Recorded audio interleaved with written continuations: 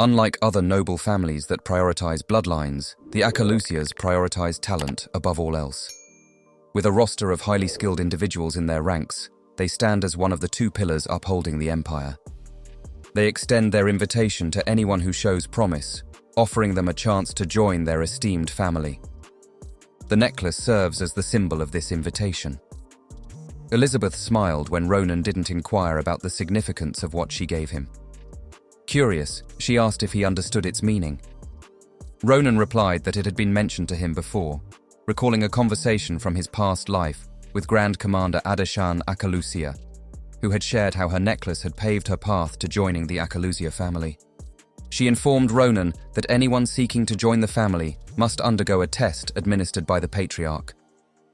Those with talent would find the test manageable. Furthermore, she mentioned that once he redeems himself through his contributions in the war, an invitation from the Akalusias would be extended to him. She expressed her belief in Ronan's talent and encouraged him to make a wise choice. Elizabeth warned him against blending in with the crowd, suggesting that if he surrounds himself with mediocrity, he'll become mediocre too. With that, she departed. Ursel felt relieved at her departure, while Ronan noted that many geniuses seemed to have an irritating demeanor.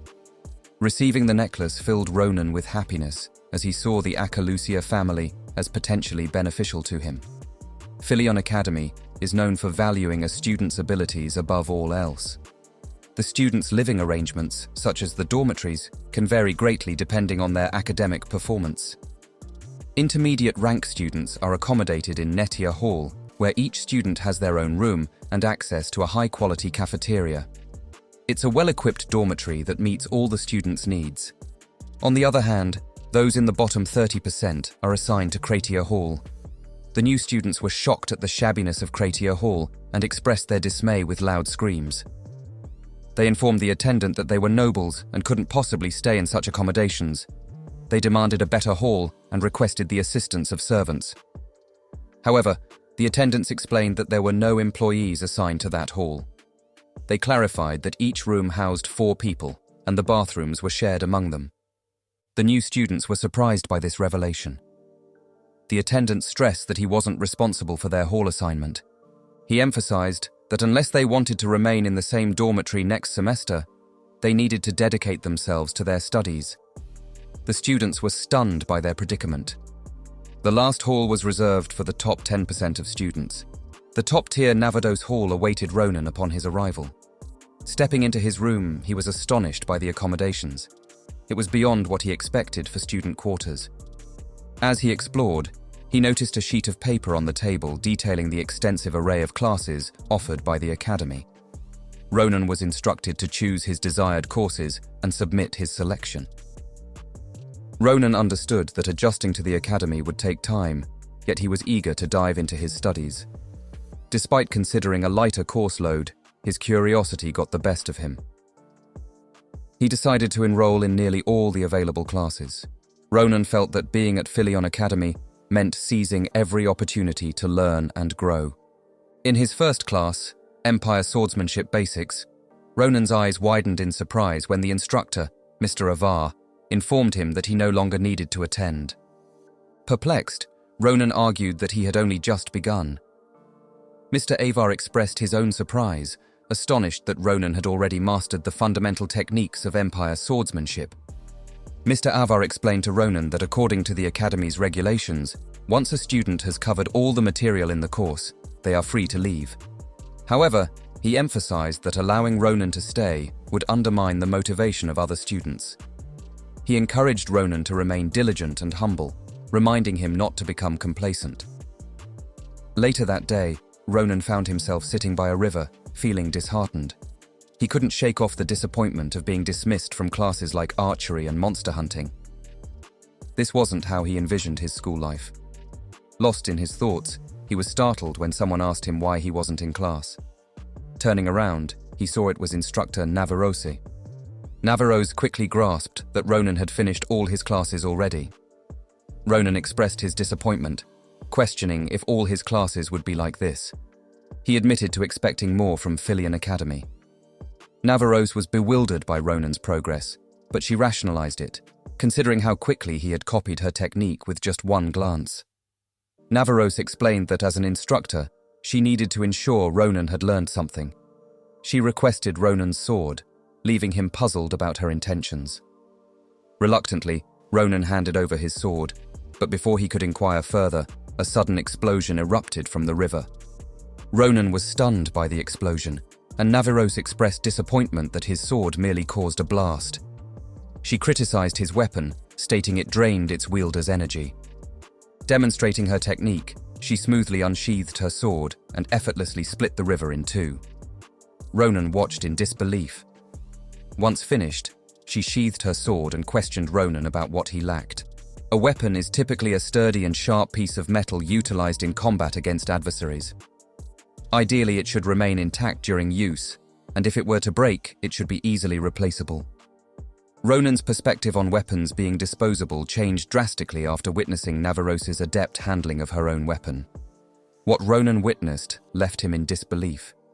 While he felt confident he could replicate Navaros's slash, he understood hers operated on a higher level. Navaros emphasized the importance of strategic weapon use on the battlefield, cautioning against wastefulness that could prove fatal. She advised Ronan to find a weapon that aligns with his abilities, especially if he's utilizing mana. Navaros disclosed to Ronan her awareness of his inability to use mana. Ronan was speechless by this revelation. Navaros commended him for his ability to fight with such vigor despite the absence of mana. She encouraged Ronan, expressing belief that he would eventually harness mana, and advised him to acquire a suitable weapon to channel his power effectively. She invited him to join her class, which took Ronan by surprise. He inquired if he was permitted to attend, to which Navaros explained that typically only second-year students and above were allowed, but she was willing to make an exception under one condition. He needed to acquire a suitable weapon. In the following scene, Ronan, Asel, and Maria gathered together. Ronan recounted the encounter with Instructor Navaros to them. After hearing Ronan's story, Asela grasped the significance of why Ronan had brought them to the forge mentioned by Shilifan. Upon seeing the forge, Maria and Asel were surprised. Maria commented on the forge's dilapidated appearance, expressing concern that it seemed on the brink of collapse. She inquired whether the Grancia family actually utilized such a decrepit forge. Ronan suggested they enter to find out. Upon stepping inside, they were greeted by a dusty ceiling adorned with cobwebs. Ronan was astonished that the interior was even more unsightly than the exterior. Knowing Shilifan wouldn't deceive him about the forge, Ronan couldn't fathom why it appeared so neglected. As they explored, a creature emerged from the forge's back room. Covered in fur, it demanded to know their identities. Asel and Maria were petrified, but Ronan was fascinated.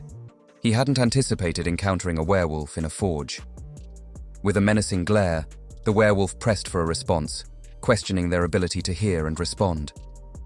The werewolf commanded them to depart. Ronan, however, displayed the Grancia family insignia, explaining that they sought to purchase a weapon. He mentioned Shilifan's recommendation of the forge for its top-quality arms. The werewolf scrutinized Ronan and his companions, observing the mana emanating from Asel and Maria. Disregarding the insignia, the werewolf queried Ronan about his Grancia lineage. Asserting they didn't entertain customers like Ronan, he dismissed any significance of the recommendation. Ronan felt irked by this response. The werewolf's eerie gaze lingered on Ronan, his teeth grazing his lips in a disconcerting manner. The werewolf proposed a macabre deal to Ronan, suggesting he offer Asel's arm in exchange for assistance. Claiming hunger after a prolonged abstinence, he hinted at the favor Ronan would be granting him. Asel recoiled in terror at the suggestion, voicing his repulsion at the werewolf's taste. With a menacing glare, Ronan confronted the werewolf as it advanced towards Asel. Swiftly, he struck with his sword, aiming for the werewolf's stomach. The force of the blow sent the creature staggering backward. Sensing something amiss, Ronan questioned how the werewolf managed to acquire such formidable armor. Stunned by the blow, the werewolf took a moment to recover before responding. Ronan, undeterred, threatened to dismantle the armor if the werewolf refused to explain. Fear flashed across the werewolf's face as he hastily claimed the encounter was merely a test. Ronan remained skeptical, demanding further clarification. The werewolf explained that their protocol involved testing the skills of unfamiliar visitors. He admitted to intentionally provoking Ronan to assess his abilities and the efficacy of his invisible armor. Ronan scoffed at the explanation, questioning the validity of such a transparent excuse. Undeterred, the werewolf emphasized their forge's association with the Grancia family, hoping to lend credibility to his claims. The werewolf rationalized that it would be unusual for them not to have a procedure to assess visitors' skills. He suggested that Ronan verify his claims with KingLeywin to confirm their authenticity. Expressing regret, the werewolf apologized to Ronan for the aggressive testing and to Asel for the prank, reassuring him that he doesn't consume humans. Asel breathed a sigh of relief upon hearing this assurance. Didikin, the werewolf, introduced himself to them. He explained that he serves as both an apprentice of the forge and occasionally as its gatekeeper. Gesturing towards the space they occupied, he informed Ronan that they were currently in the forge's entrance area. The true forge lay beyond, in the back room. As they moved into the back room, Didikin advised them to ready themselves for what lay ahead. Didikin activated a mechanism on the wall, causing the ground beneath them to descend. Ronan and his companions were taken aback by the sight, as they had never encountered anything resembling an elevator before. Didikin explained to Ronan that it was an elevator crafted from a combination of magic stone and pulley systems. He assured Ronan that it was the swiftest route to reach the actual forge. As the elevator gradually came to a halt, Didikin greeted Ronan, welcoming him to Grand Cappadocia, the largest forge in the Empire. Ronan was astonished to discover the existence of a miniature city beneath the capital. Didikin emphasized to Ronan that he should be thrilled as he had successfully passed their test, and now he would be introduced to the finest blacksmith in the Empire. In the next scene, the focus shifts to a man vigorously striking his hammer against a sword blank. Ronan and his companions strolled through Cappadocia, witnessing numerous blacksmiths fashioning various swords. Ronan was astounded by the existence of such a vibrant place. Didikin disclosed to Ronan that the forge exclusively supplied weapons to the royal family and the nobility. Didikin informed Ronan that every blacksmith in the vicinity was highly skilled. Yet, standing out among them was the elder dwarf, a master with over 400 years of experience in metalworking. Despite his stubborn nature, Didikin conveyed deep respect for the elder dwarf due to his unparalleled craftsmanship. Didikin, showing little regard for etiquette, kicked the door of the elder dwarf's abode and announced the arrival of guests. Recognizing Didikin's voice, the elder immediately sensed his presence. He tersely reminded Didikin of his preference for silence during his work. Didikin justified his abrupt entry by explaining that there were weapons obstructing the door. He urged Doron to tidy his cluttered workshop. Doron, unimpressed by Didikin's youth, remarked on his penchant for nagging. Curious about the guests, Doron inquired if they possessed strength, since Didikin had brought them to him. Confident in Ronan's abilities, Didikin assured Doron of Ronan's prowess, much to Doron's astonishment. Ronan's youthful appearance belied his potential in Doron's eyes. Doron urged Ronan to demonstrate his swordsmanship, noting that he could discern much from observation alone.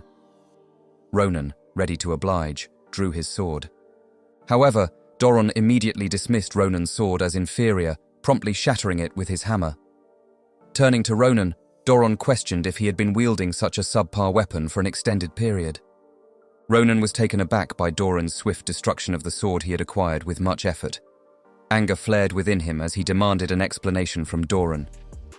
In response, Doron gestured towards the scattered swords on the floor, instructing Ronan to select one of those instead.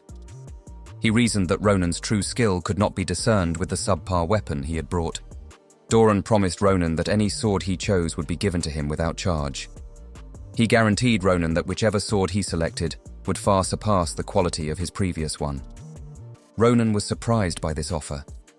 Didikin nodded reassuringly at Ronan, confirming Doron's sincerity. As Ronan lifted one of the swords, he sensed a distinct difference in its feel. However, he remained uncertain whether this change would significantly alter the outcome of his swordsmanship. Ronan cautioned Doron that he wouldn't be held responsible for any damage caused during his demonstration. Doron dismissed Ronan's concerns, stating that destruction was inconsequential, as long as Ronan focused on showcasing his swordsmanship. Encouraged by Doron's reassurance, Ronan resolved to replicate the slash he had observed Navaros execute. Ronan assumed his stance and prepared to execute the slash. Doron, observing Ronan's movements, recognized the technique. As Ronan initiated the slash, the scene abruptly shifted, accompanied by a deafening explosion. Startled, the other blacksmiths were alarmed by the ominous noise emanating from Doron's shop. Amidst the chaos, the other blacksmiths speculated whether Ronan had accidentally demolished a blast furnace. Returning to Ronan and his companions, they discovered that the explosion had indeed originated from the slash Ronan executed. Both Ronan and Doron were stunned by the extent of the damage inflicted upon the shop. Ronan, bewildered, expressed his sincere lack of intention to cause such destruction. Doron's inquiry caught Ronan off guard. He questioned Ronan about his affiliation with Navaros. Intrigued, Ronan queried Doron about his knowledge of Navaros. To Ronan's astonishment, Doron disclosed that he was the artisan behind Navaros's blade. Ronan recalled the sleekness of Navaros's longsword, impressed by its craftsmanship. Doron then revealed the name of Navaros's longsword, the covert blade, Ursa. Doron expressed to Ronan that Ursa was among the pinnacle creations he had forged in his lifetime. Ronan admitted his surprise at the newfound strength of his sword. Doron confessed that he initially perceived Ronan as a presumptuous youth, incapable of accurately assessing his own abilities. He gently struck Ronan, acknowledging that it had been some time since he had encountered someone as naturally gifted as him. Doron cautioned Ronan that excessive talent could pose a challenge, as it would be difficult to craft a sword suitable for him. He revealed that the sword Ronan had just wielded was already showing signs of stress from a single strike. Ronan inquired about a solution to this dilemma. Doron explained that he planned to employ the finest quality steel fused with a unique material to address this issue. Doron suggested that obtaining a byproduct of a wyvern might enhance the sword-making process. Intrigued, Ronan produced a wyvern seed's eggshell and inquired if it would suffice. Doron attempted to strike the shell with his hammer, only to find it resilient, unable to make even a dent. Excitedly, Doron inquired if Ronan could truly utilize the eggshell. Ronan, assessing the shell's strength, regretfully informed Doron of its ineffectiveness. However, Doron, undeterred, assured Ronan that the shell was sufficient, promising to craft him the finest sword in the Empire within 2 weeks. Doron urged Acel and Maria to seek out other masters for weapons. Maria, taken aback, questioned this gesture. Doron insisted that he couldn't let the friends of someone important leave without anything. He instructed them to mention his name to ensure they received proper treatment from the other masters. He expressed his willingness to craft weapons for them, but emphasized that he couldn't start until he finished smelting the eggshell. With determination, he began hammering the eggshell vigorously. The sound it produced brought him immense joy. Ronan couldn't help but think that this old man was eccentric. In the depths of Cappadocia, a man clad in white robes fumes at the echoing clangs of the blacksmith's hammers. He expresses a desire to incinerate all the blacksmiths in anger. A woman, similarly dressed in white, advises him to restrain himself, reminding him that the time for their revelation has not yet come. As they gaze upon various stone statues, the woman predicts that their freedom to act as they please is imminent. She outlines their plan to begin by subduing the unsuspecting blacksmiths, eventually toppling the empire. Fixing her gaze on a colossal statue encased in crystal, she prophesies the impending arrival of a day when all will dissolve into radiant oblivion. Days later, Ronan contemplates the forthcoming creation of his sword by the Empire's finest blacksmith, while his companions procure their weapons from alternate craftsmen. Aware of the likely steep cost of their arms, Ronan remains unperturbed, as he won't bear the expense. Instead, he'll settle the bill with the Grancia family insignia. Ronan's sole concern was the time his sword would take to complete. With Acel and Maria occupied by their classes, he found himself without company. Strolling the school grounds, he paused to gaze at the exclusive training and lecture center reserved for upper-class students. The building, known as the Galilean Building, brought to mind the classes held there by Instructor Navaros. She had urged Ronan to join once he possessed a proper weapon. Ronan had been hesitant, but with his temporary weapon in hand, he felt ready to attend. Lost in thought, Ronan was startled by Navaros's sudden appearance, her expression stern. He faltered, unsure of how to respond. Navaros seized his ear, demanding to know why he hadn't shown up to her class despite having a weapon. Ronan stammered, insisting he hadn't been skipping her lessons. Eager to clarify, Ronan attempted to speak, but Navaros cut him off, maintaining her grip on his ear as she ordered him to follow her. Wincing in agony, Ronan pleaded for relief, his cries echoing through the halls. Startled by the commotion, a passing girl carrying files halted in her tracks, her attention drawn by Ronan's anguished voice. Peering out the window, she puzzled over the source of the distressing noise. As the girl gazed out the window, she was jostled by someone passing by. Instead of offering an apology, the boy chided her for obstructing the path. Apologetically, the girl began to explain, but the boy, identified as Carden Un, dismissed her, criticizing her pace as a teacher's assistant. With a derisive remark, Carden labeled her a loser, instructing her to ready herself for the day's lessons. Gathering her files, the girl assured Carden she would promptly prepare in the first sparring room. As Navaros called the students together, they congregated, curious about the commotion. Navaros formally introduced Ronan to the class, announcing his enrollment. Respectfully, Ronan bowed his head in salutation to his seniors. As Ronan entered the class, murmurs rippled among the seniors. Some were surprised at his advancement to their level, while others doubted his strength, finding him less formidable than rumors suggested. Irritated by the gossip, Ronan nevertheless found solace in recognizing familiar faces among the seniors. However, his mood soured upon spotting Shalifan among them. As Ronan observed the seniors, the teacher's assistant hurried into the hall, offering apologies to Navaros for her tardiness. Ronan's ears perked up at the sound of her voice. It sparked a sense of familiarity. He racked his brain, trying to place where he had heard it before. The girl rushed to Navaros, questioning if her lateness was truly an issue. Navaros reassured her, advising her to take a moment to catch her breath and not fret about it. Navaros instructed the girl to introduce herself to Ronan, emphasizing the importance of their acquaintance. With a smile, the girl approached Ronan and identified herself as Adeshan, a second-year martial arts major and the teacher's assistant. Adeshan Akalusia, known for her remarkable leadership skills, stood tall in the academy's ranks. Adeshan Akalusia, renowned as the Iron Lady, made history as the first woman to ascend to the Grand Commander position. Famed for her cool-headed judgment and exceptional leadership on the battlefield, she commanded respect. Those who served under her likened her to steel incarnate, with iron flowing in her veins instead of blood. Ronan, having served under her command, never anticipated her lively demeanor. Ronan observed that the current Adeshan seemed oblivious to the concept of regression. He pondered whether he should honor her final request before her death. As he contemplated how to broach the subject with her, he noticed something unusual about her behavior. Other students were pestering her for instruction, even sending her on errands. Adeshan appeared to be treated more like a servant than a teacher's assistant in the hall, leaving Ronan puzzled by her role. As he observed her, Carden approached him and unexpectedly challenged him to a duel. Ronan found the request abrupt and wondered about its motive, but before he could inquire further, Carden introduced himself.